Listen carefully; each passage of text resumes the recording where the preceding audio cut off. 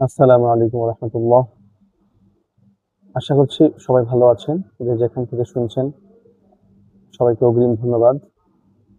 আসলে পৃথিবীতে যখন যুদ্ধের দামামা বাজছে তখন আমাদের দেশে ধর্ষকের সংখ্যা বাড়ছে। আমাদের দেশে সভাপতি, সহসভাপতি, সম্পাদকের সংখ্যা বাড়ছে, ছিনতাই বাড়ছে, চাঁদাবাজি বাড়ছে, দখলদারিত্ব বাড়ছে, বেড়েই যাচ্ছে।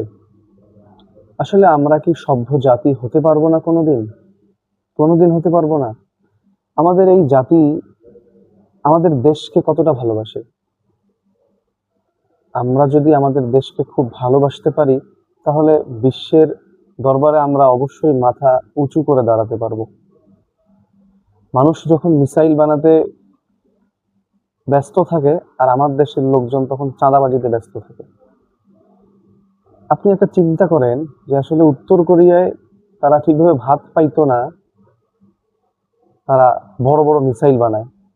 আমেরিকা যদি উত্তর কোরিয়ায় হামলা করে তাহলে তাকে ১০০ বার চিন্তা করতে হবে, একবার দুইবার না, কমপক্ষে ১০০ বার তাকে চিন্তা করতে হবে উত্তর কোরিয়ার সাথে পাঙ্গা নিতে গেলে। আর আমাদের দেশ ছোট্ট একটা দেশ, আমাদের কি শক্তি আছে বলেন? কোনো শক্তি আছে আমাদের? কোনো শক্তি নেই। ইন্ডিয়া যে কোনো সময় রংপুরকে আমাদের মানচিত্র থেকে আলাদা করে দিবে, এটা আমাদের একটা ধারণা। হতে পারে এরকম, বিশ্বে কেউ কিছুই বলবে না।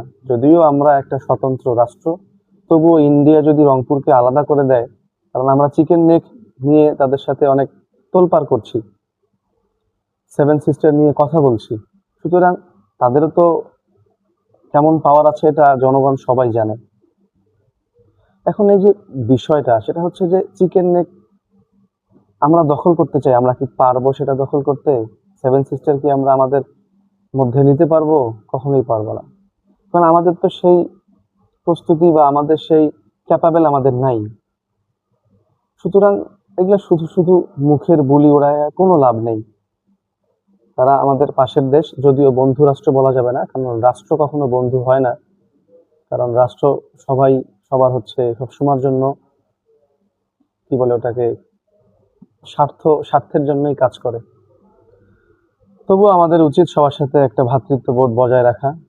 তবে আমাদের ধাত্রীর উপর, আমাদের দেশের উপর যখনই কোনো আঘাত আসবে তখন সেটাতে আমরা কখনোই আপোষ করব না, সেটা যত বড়ই দেশ হোক।